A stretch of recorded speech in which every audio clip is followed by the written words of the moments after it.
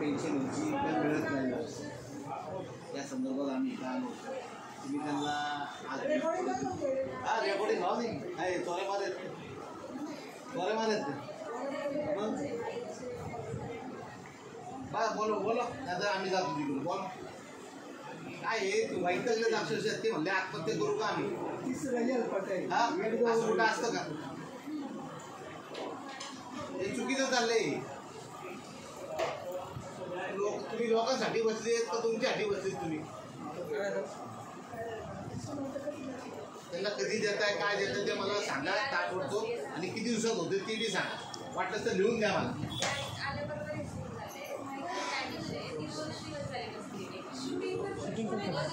कोण आहे तुमचे मेन साहेब कोण आहेत कोण अधिकारी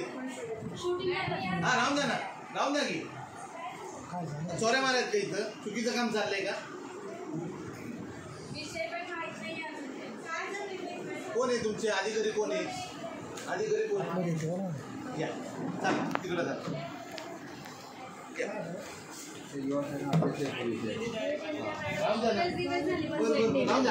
सॉरी तुम्ही आमच्या बहीण आहेत सॉरी ताई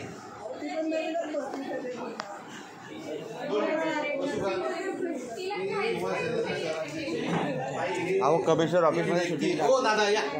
काढतो आम्ही हा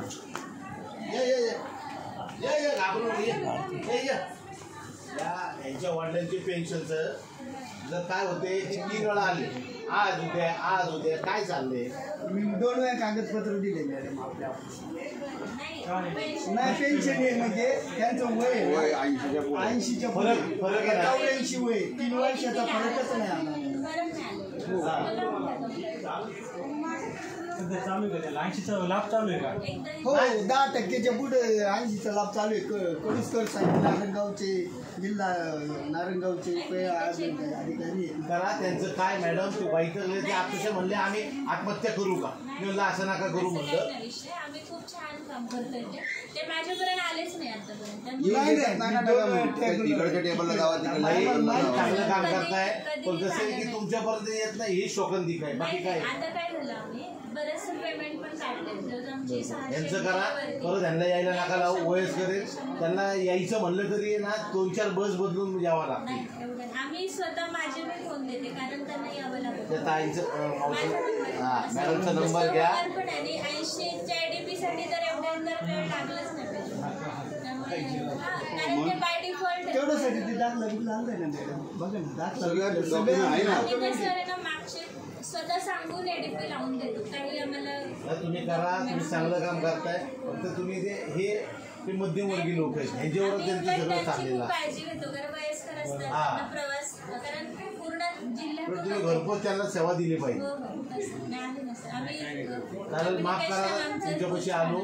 आमचं हेतू तुम्हाला काय वाईट करायचा नाहीये पण कसं आहे की लोक वैतागून येतात बघा आज 3 वेळा आलेत ते पण तरी बी तुमची भेट पहिली गोष्ट चुकले काय त्यांनी अगोदर मॅडम